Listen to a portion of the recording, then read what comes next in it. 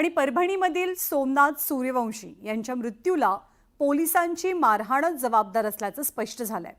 न्यायदंडाधिकाऱ्यांच्या अहवालामध्ये सूर्यवंशींच्या मृत्यूला पोलीस जबाबदार आहेत असा ठपका ठेवला गेलाय। त्यामुळे आता दोषी पोलिसांना सुद्धा कठोर शिक्षा व्हावी या मागणीने आता जोर धरलाय। पोलीस रक्षक नव्हे, सोमनाथचे भक्षक। सूर्यवंशींचा मृत्यू पोलीस कोठडीतच।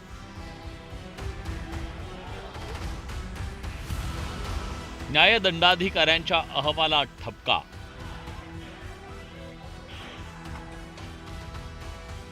दोषी पोलिसांवर कठोर कारवाईची मागणी।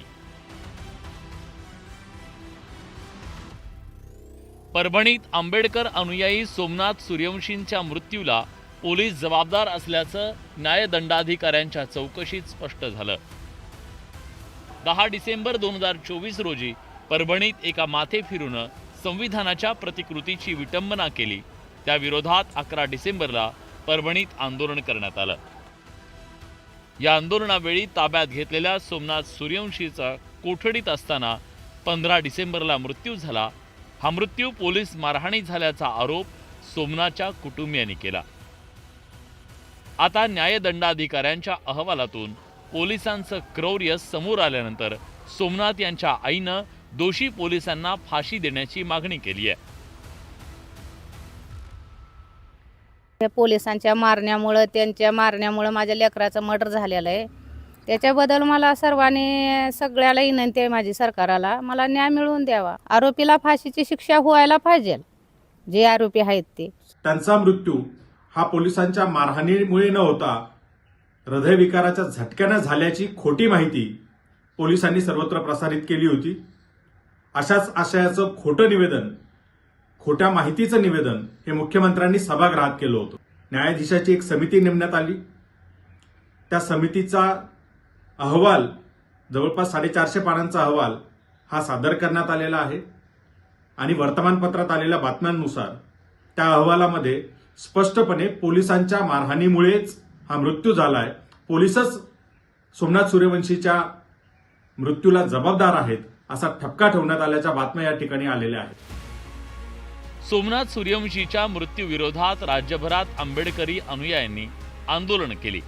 तसंच जानेवारी महिन्यात परभणी ते मुंबई असा लॉंग मार्च देखील काढला होता। त्यानंतर 4 पोलिसांचं निलंबन करण्यात आलं। पण आता न्यायदंडाधिकाऱ्यांनी सोमनाथ सूर्यवंशींना परभणी जिल्ह्यातील नवामोंढा पोलीस ठाण्यात मारहाण करण्यात आल्याचा ठपका ठेवला। हा 451 पानी गोपनीय अहवाल राज्य मानवाधिकार आयोगासमोर दाखल करण्यात आला। त्यामुळे आयोगानेही गुरुवारी त्याची गंभीर दखल घेत संबंधित सर्व पोलिसांना नोटिसा बजावून त्यांच्याकडून उत्तरं मागितली आहेत। विरोधकांनी देखील सोमनाथला न्याय देण्याची मागणी केली आहे। पोलिसांच्या मारहाणीत जर त्याची हत्या झाली असेल तर त्याला गृह खातं जबाबदार आहे। गृह खातं जबाबदार असतील तर गृहमंत्री जबाबदार आहे। आणि गृहमंत्री आमचे वारंवार हे असं घडलंच नाही हे सांगतायत, पण ते खोटं बोलतायत आणि पोलिसांनी त्यांना खोटी माहिती दिलेली आहे।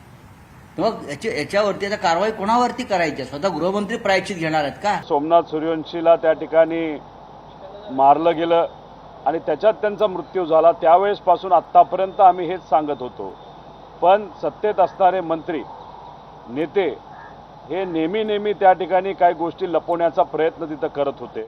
सरकारने ते पाप केलेलं आहे, त्याची माफी सरकारने मागितली पाहिजे आणि पोलिसांवर त्वरित कारवाई झाली पाहिजे। त्यांच्यावर 302चा गुन्हा, जो पोलिसांनी हे कृत्य केलेलं आहे, ही घटना घडवली आणि त्याचा जीव घेतलाय, त्याच्यावर 302चा गुन्हा दाखल झाला पाहिजे अशी आमची मागणी आहे। दरम्यान आता सरकारनेही दोषी पोलिसांवर कारवाईचं आश्वासन दिलंय।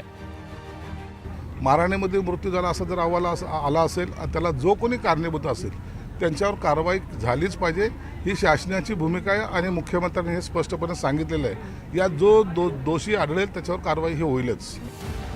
सोमनाथच्या आईनं आधी सरकारी मदत नाकारत दोषींना शिक्षेची मागणी केली। आता न्यायदंडाधिकाऱ्यांच्या चौकशीतून अत्यंत गंभीर निष्कर्ष समोर आल्यानंतर सोमनाथ सूर्यवंशीचं मृत्यू प्रकरण पुन्हा एकदा तापल्याचं पाहायला मिळतंय।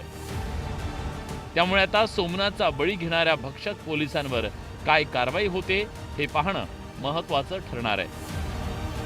Bureau report, news 18 Lokmat.